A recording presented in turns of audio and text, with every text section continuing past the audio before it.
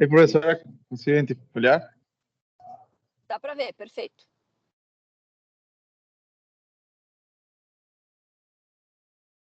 Então, posso iniciar, professora? Sim, pode iniciar. Eu estava sem áudio, pode iniciar, sim. Tá. Então, boa tarde. Boa tarde, colegas, doutora, professores.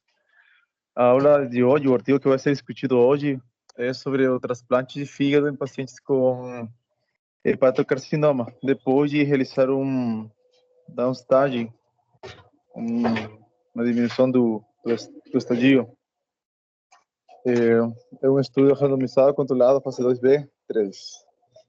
Então, para poder iniciar, como generalidades, temos que o CHC é o principal evento de mortalidade em pacientes cirróticos. 90% das neoplasias primárias do fígado vão ser um carcinoma hepatocelular. E o transplante hepático, antes não estava muito conhecida as indicações oncológicas, mas agora o transplante hepático é uma alternativa que dá melhores resultados, sobretudo a longo prazo, em pacientes quando são bem selecionados como tratamento de CHC.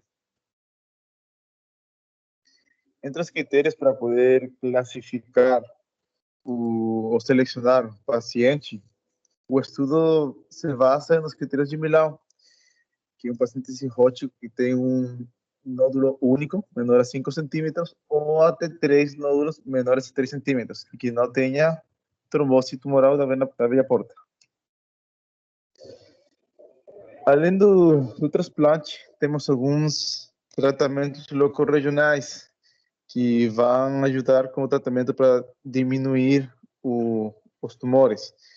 Temos tratamentos de ablação percutânea, como ablação química, térmica, eletroporação e ablação por ultrassom. E também temos tratamentos endovasculares, como quimioembolização, quimioperfusão, radioembolização e embolização da veia porta. Atualmente, os tratamentos locais contra de CHC, mas os tratamentos atuais contra vírus de hepatite C reduzem o risco de progressão pré-transplante e também diminuem a recorrência pós-transplante. Então, o estudo mais se focou nisso, sobre os tratamentos locorregionais que podem ser usados para diminuir o estadio do tumor e depois entrar e comparar dois grupos. Um grupo que continuava só um follow-up e um grupo que entrava para o tratamento.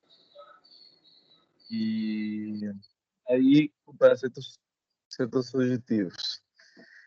O estudo era aberto, randomizado, multicêntrico e controlado. Foi realizado em 9 centros da Itália, especializados em transplante hepático.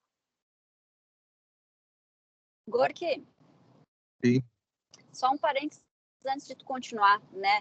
Então, assim, o que acontece? Atualmente é aceito o transplante hepático para os pacientes que têm carcinoma hepatocelular dentro dos critérios de Millau. Assim, aceito mundialmente, tá? Já foi mais que provado ou mostrado em termos de estudos que isso traz benefício em termos de sobrevida. O que aconteceu? Como deu muito certo, está se tentando como se ampliar os critérios de Millau, pegar aqueles pacientes que têm mais nódulos a maiores do que os critérios de Millau e trazer esses pacientes para dentro dos critérios de Millau através desses métodos que tu citou, ou radioablação, ou quimioembolização, ou até mesmo ressecção cirúrgica. Isso já existe, já é feito, tá? Não é ideia desse estudo, só que os estudos prévios, eles eram todos assim, não eram randomizados, eram estudos ou de caso controle ou estudos retrospectivos. O que tem de diferente nesse estudo que tu está apresentando agora é que ele é um estudo randomizado, é um tudo bem desenhado, bem controlado, que poderia nos mostrar se realmente tem ou não benefício para esses pacientes que estão fora do critério de Milão, tu trazer eles para dentro dos critérios de Milão, ou seja, diminuir o tamanho do tumor para daí sim propor o transplante. Tá? Então, esse seria o objetivo desse estudo. Tá? Diz uma coisa agora aqui. Esse estudo incluía qualquer paciente fora dos critérios de Milão? Tu já passou da parte dos critérios de inclusão, tu vai chegar nisso ainda? Ainda não. Ainda vou chegar, ainda não passei por então aí. Tá bom. Então tá bom. É porque eu achei que tu estivesse já pulando para a parte adiante. Tá, beleza, toca a ficha. Então, o ensaio foi desenhado em 2 fases. Uma fase 2B, que foi a fase exploratória, para avaliar o benefício do transplante na recorrência tumoral, depois de um downstage bem feito, bem sucedido. E a fase 3, que era uma fase de confirmação, e sobretudo investigar o benefício analisado antes na sobrevida global do paciente. Então, temos que o estudo tinha critérios de inclusão. Entre isso, eram pacientes entre 18 até 65 anos, com CHC, candidatos a qualquer tratamento local regional conforme critérios de Milão. O CHC tinha que ser confirmado por biópsia ou por os critérios de imagem. E tinha que ter uma sobrevida igual ou maior a 50%, estimada pós-transplante. Além disso, tem que ser um Child-Pugh A ou V e tinha que ser um PS-Code 0 ou 1. E os critérios de exclusão eram neoplasia maligna prévia ou concomitante, HIV, propagação extrahepática, evidenciada por tomografia ou por ressonância magnética, se tinha linfonodo do hepático com eixo curto maior a 2 centímetros, trombose tumoral ou invasão da veia porta, e expectativa de vida menor a 3 meses por CHC ou menor a 6 meses por qualquer outra etiologia concomitante que tenha o paciente. Gorky, tu citou ali nos critérios de inclusão que tinha que se esperar que esses pacientes tivessem uma expectativa de vida maior do que 50% em 5 anos. Esperada, Sim. né? Tu entendeu Esperada. como é que eles calcularam isso para cada paciente? Como que tu olha para um paciente e tu sabe que ele tem uma expectativa maior do que 50% em 5 anos? A proposta dos estudos aí. Eles fizeram, esse mesmo grupo criou um site, tá? Onde nesse site tem uma calculadora eletrônica, eles colocam ali qual que é o site, Med alguma coisa, como é que é o nome? Não sei, agora eu me esqueci. Sim, o Ticket Calculator. Isso aí, esse aí. Então, através desse site, você entra lá, tu pode entrar, qualquer paciente que tu tiver, entra nesse site, coloca ali as características que eles pedem, o tamanho do nódulo, o número de nódulos, esse tipo de coisa. E aí ele calcula qual é a expectativa de sobrevida daquele paciente caso ele seja transplantado. Se fosse maior do que 50%, mesmo tendo nódulos fora do critério de Milão, né? Aí o paciente entrava no estudo. Tá? Então, não é qualquer paciente que podia entrar nesse estudo. Qualquer paciente que tem um nódulo maior que 5 centímetros, não. Tu não podia pegar um paciente com um nódulo de 20 centímetros e botar no estudo, entendeu? Tinha que botar nessa calculadora e tinha que ter uma expectativa de que ele sobrevivesse mais de 50% em 5 anos. O que reduz um pouco o leque de pacientes que são considerados para downstaging, né? Não é qualquer um. Tem que ter uma carga máxima tumoral que se espera que vai responder ao downstage. Entende? Por isso que isso é importante. Quando tu for raciocinar na tua prática clínica, no dia a dia, e tu for olhar para um paciente que tem um tumor de 15 centímetros, tu não vai esperar que tu consiga fazer o downstage dele para chegar a 5 centímetros e conseguir transplantar, entende? Por isso que é importante essa parte, tá? Tá. Toca a bicha. Então, daí passamos aos procedimentos pré-randomização. Os pacientes que entravam no estudo, tinham que receber um tratamento de tumor downstaging. Os principais usados foram resecções cirúrgicas, radiofrequência, ablação de microondas, TACE ou radioterapia interna seletiva, CIRT. Daí, depois de receber esse tipo de tratamento, irão avaliados depois de 30 dias por imagem, seja tomografia ou ressonância, também laboratoriais e dosagem de alfa-fetoproteína.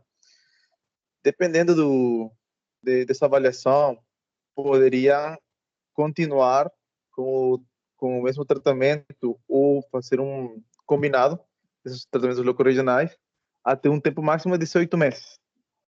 Depois desses 18 meses, tinha que fazer avaliar ao paciente conforme os critérios de RECIST, para ver se tinha uma resposta completa ou uma resposta parcial. A resposta completa era que tinha desaparecido todas as lesões alvo em um tempo depois de 30 dias, de terminar o período de máximo 18 meses.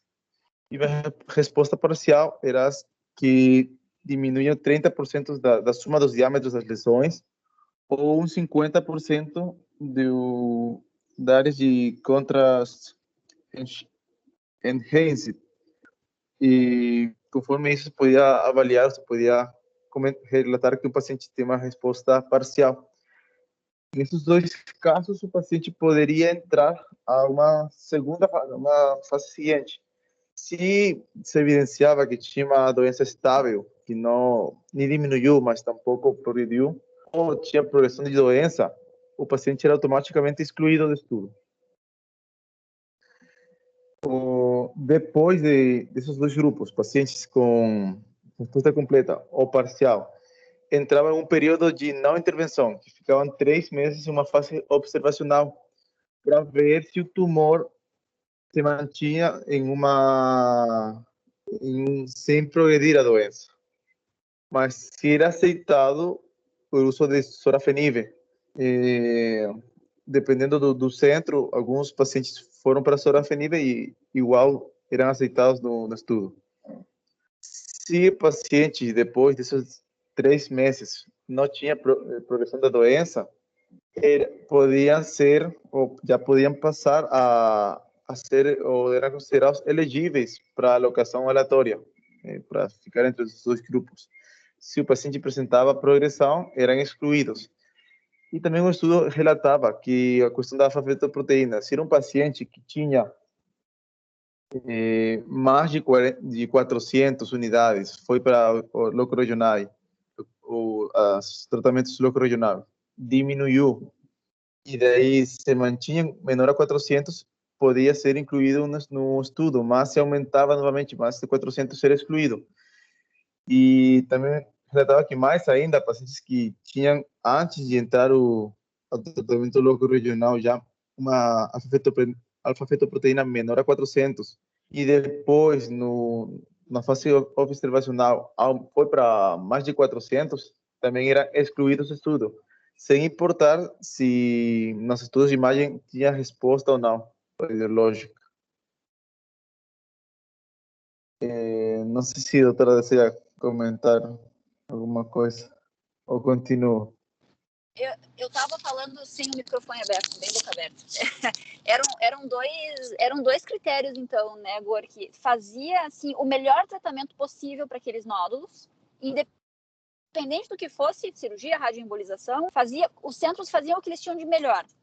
Aí fazia um período de observação, 3 meses. Fez o que tinha de melhor, fez a tomografia, checou, ok, tá perfeito. Aí entra no período de observação, 3 meses. Depois de 3 meses, a rechecagem era com imagem e com alfa-feto. Então, a imagem tinha que se manter, não podia aumentar o tamanho do tumor, e a alfa-feto dependia de quanto que tinha de alfa-feto antes do procedimento todo. Se antes de tudo começar era maior do que 400, necessariamente, depois do período observacional, a alfa-feto teria que ter diminuído, em termos de porcentagem, aquilo que diminuiu o tamanho do tumor na resposta de imagem. Se diminuiu 30% na imagem, a alfa-feto tinha que ter diminuído 30%, por exemplo. Se houvesse aumento, estava excluído. E naquele outro grupo de pacientes que já tinha alfa-feto menor que 400, ela não podia aumentar de 400. Ela podia até oscilar para cima ou para baixo, desde que ficasse menos do que 400.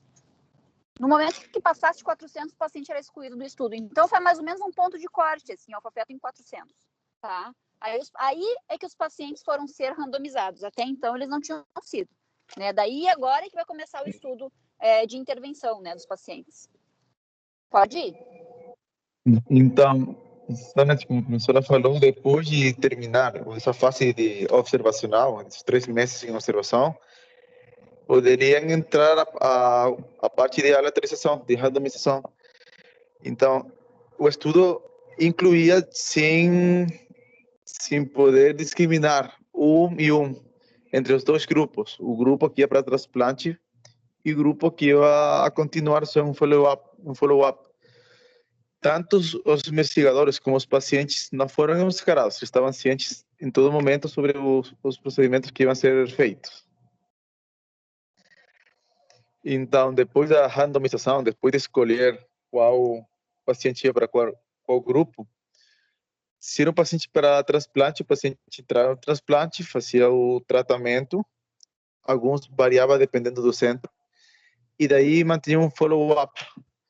Os pacientes que não entravam em transplante mantiveram um follow-up até evidenciar uma progressão. Se tinha uma progressão, entrava em um round multidisciplinar para poder decidir novamente qual tratamento locorregional seria o ideal para ele.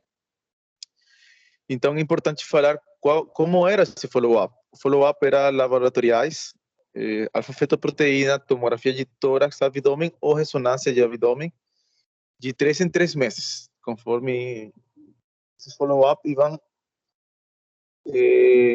iam encontrando se tinha ou não recidiva de doença.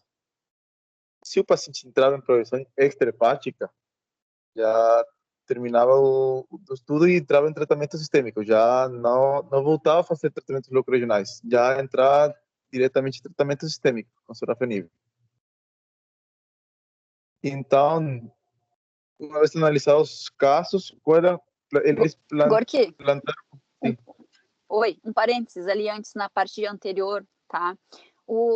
Não tinha como ser duplo cego, né? Esse estudo não tem como ser cegado, né? Tu chegou a comentar que o estudo não foi mascarado, mas você não tem como mascarar um estudo que randomiza entre fazer uma intervenção ou não fazer, porque não tem como transplantar sem o paciente saber, né?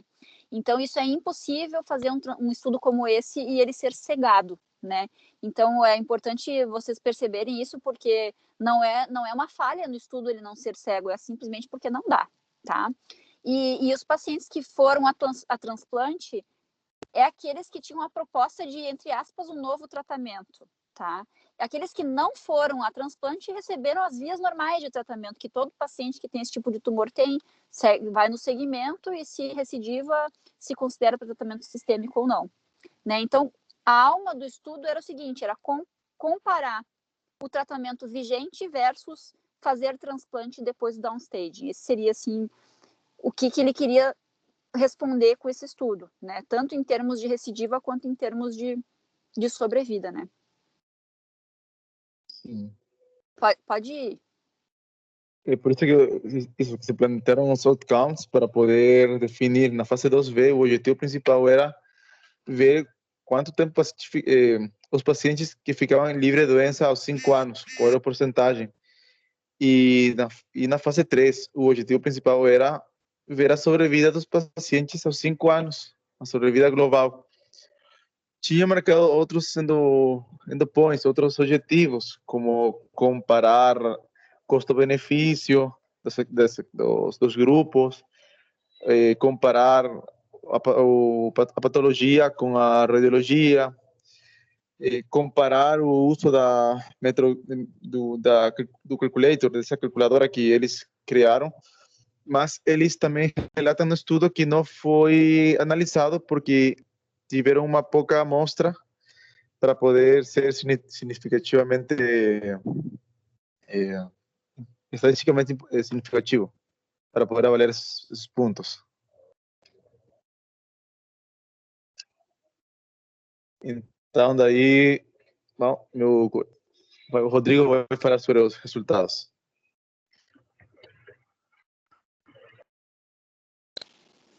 Alô? Então, nos resultados, tá? Esse estudo ele precisou ser encerrado em 2015 devido a uma mudança no Programa Nacional de Transplantes lá do país, tá? E devido ao encerramento precoce, então foi sugerido manter o monitoramento por 4 anos adicionais no segmento desses pacientes. Dos 74 pacientes selecionados, 7 foram excluídos e 13 progrediram doença antes da randomização, tá? 54 tiveram um downstage com sucesso. Desses 54, 24 com uma resposta parcial e 30 com uma resposta completa. Um índice de resposta de 73% e um tempo médio de downstage de 6 meses. Teve uma fase subsequente de observação, tá, em que 30 receberam sorafenib e 24 não receberam, baseado no juramento do investigador, ou retirada da droga devido à intolerância ou piora da função hepática. Na fase de observação, teve um tempo médio de 3 meses, sendo que 9 progrediram doença, que também foram excluídos. Dos 45 restantes com resposta sustentada, 23 foram randomizados para o transplante e 22 para não transplante. 29 desses 74, então, não foram randomizados, com índice de falha de 39. A progressão tumoral foi a razão de falha de downstage em 22 dos 29 e 7 tiveram outras condições relacionadas à doença. Em julho de 2019, uma média de 71 meses de seguimento, nenhum paciente do grupo transplante teve progressão da doença na lista de espera e um tempo médio de randomização para o transplante de 3 meses. Um tempo médio de 12 meses para o transplante entre a indicação pelos critérios até o downstage com sucesso. Dos 23 do grupo transplante, 2 se negaram na hora do transplante e após quimioembolização, um progrediu doença em 5 meses, acabou falecendo em 17 meses e o outro faleceu em 12 meses por progressão da doença. 5 pacientes do grupo de transplante, né, e 16 do grupo não transplante faleceram. A progressão tumoral também foi a principal causa. 5 do grupo transplante tiveram recidiva da doença e 16 tiveram recidiva no grupo controle, isso após o tratamento. Então, mostrou uma sobrevida em 5 anos de 76%, 76,8% no grupo transplante e de 18,3% no grupo controle. Então, a discussão, né, esse foi um primeiro estudo nesses moldes que a doutora Angélica estava falando antes, né, bem controlado, randomizado, né, a mostrar uma resposta bem sucedida e sustentada em downstage nos pacientes classificados além do critério de Milão. E embora encerrado precocemente, esse estudo mostrou uma sobrevida importante nos pacientes transplantados quando comparados com os não transplantados. Mostrou uma sobrevida importante que em 5 anos, né, comparando os dois grupos, né, 5 anos comparando o transplante ao não transplante. E mostrou também que diferentes esquemas de tratamento podem ser ofertados, né, para esses pacientes classificados além do critério de Milão, para tentar um downstage e esses pacientes, então, serem incluídos nos critérios de transplante.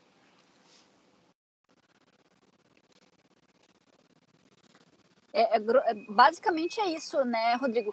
Eu acho que faltou agora nos resultados colocar, Rodrigo, a tabela que comparava os dois grupos.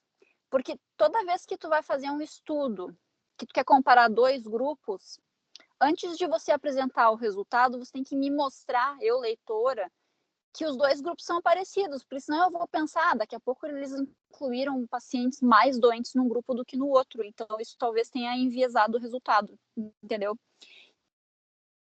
Quando está lendo esse tipo de artigo, olhar uma tabela de comparação dos 2 grupos, tamanho médio de tumor, idade média do paciente, número médio de nódulos, para ver se esses 2 grupos são semelhantes ou não, tá? O que aconteceu nesse estudo? Eles colocaram uma linha de uma tabela que tem basicamente todas as informações do paciente, que começa numa página, termina na outra, tá?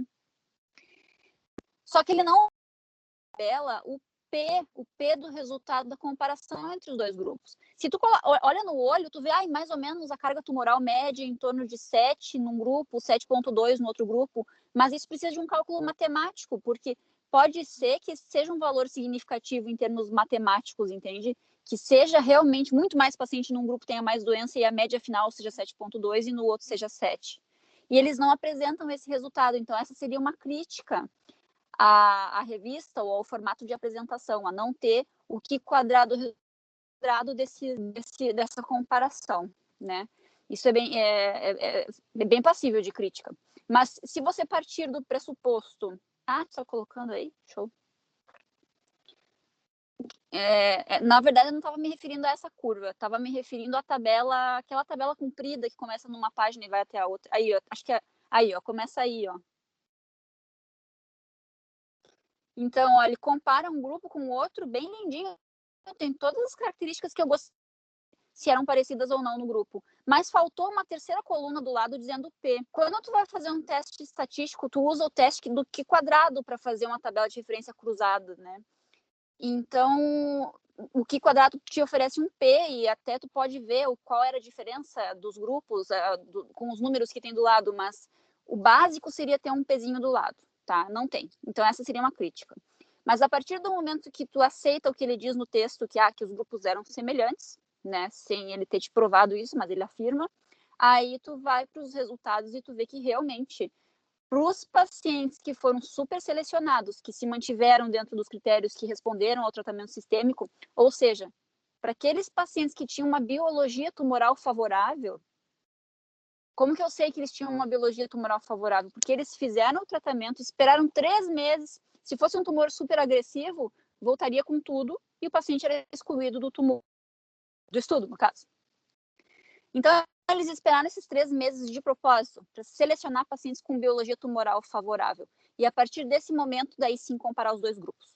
E aí eles encontraram benefício em relação a não transplantar. O tratamento antigo, digamos assim, o tratamento não intervencionista, em termos de transplante, versus transplantar acima dos critérios de Milão. E eles conseguiram mostrar daí, tanto quanto recidiva, quanto sobrevida livre, quanto sobrevida, conseguiram mostrar belas curvas. Bota mais para baixo que a gente pode ver. Eles não conseguiram dar um número de mediana, não conseguiram calcular a mediana tanto de um quanto do outro, por causa do tempo de acompanhamento e o número de pacientes. Eles não era possível matematicamente calcular.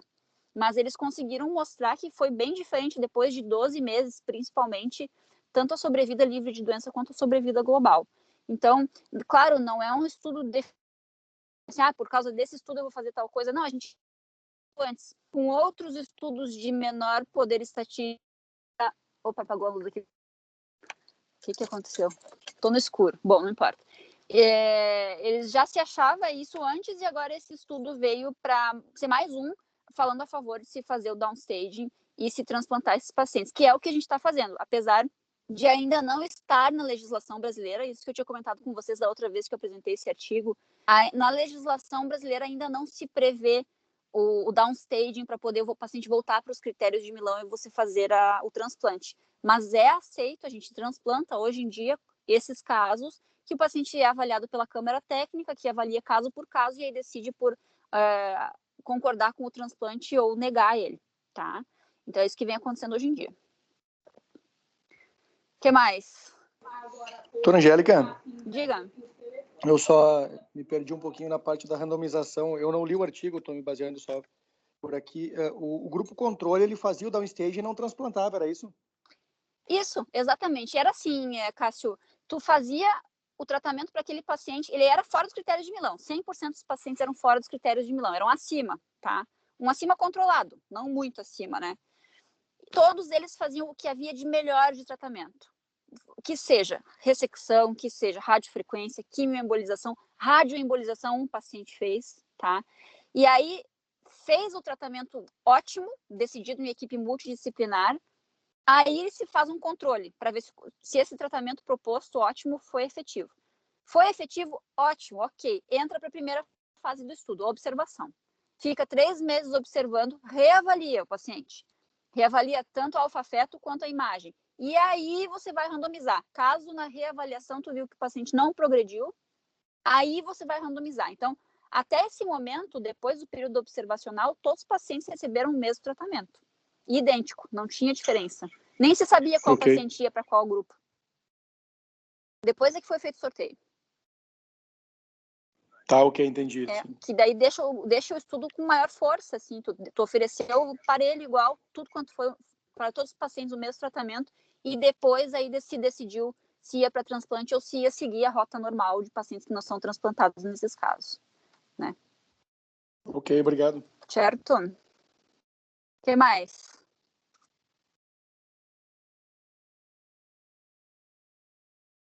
Acho que é isso, né? Então, gente, eu tô aqui no carro esperando para poder descer, porque senão vai desligar o telefone. E agora a gente tem cirurgia, agora uma, né? Sabe o que eu acho que nós podíamos fazer, pessoal? Na próxima terça-feira de meio-dia, não fazer clube de revista, tá? Vamos dar um intervalo, porque senão fica muito perto um do outro, vai chegar na terça de novo, não vai ter dado tempo de você se preparar, e nós vamos começar a fazer na quinta, que é ruim, tá? Então, vamos pular essa próxima terça, daí para outra terça, antecipado, a gente já manda um artigo, já manda quem vai ser o preceptor, e aí vocês podem se organizar com maior tempo. Vamos fazer assim, tá bom? E para hoje de noite, você tem que confirmar com o Azambuja se ele vai poder, né, gente? Não sei se alguém falou com ele, espero que sim. O professor, o Davi já falou. E ele pode? Sim, confirmado. Maravilha, perfeito. Ótimo, eu vou começo lá com... Na outra quinta-feira também é o Azambuja, eu já falei com eles, a gente vai ter que atrasar em 1 hora, começar às 8 só, mas ele vai participar. Na outra quinta, não nessa, na outra. Perfeito, perfeito. Espetáculo. Então tá, gente. Boa tarde para vocês aí. Até a próxima. Boa tarde, obrigado. Tchau, tchau. Boa tarde.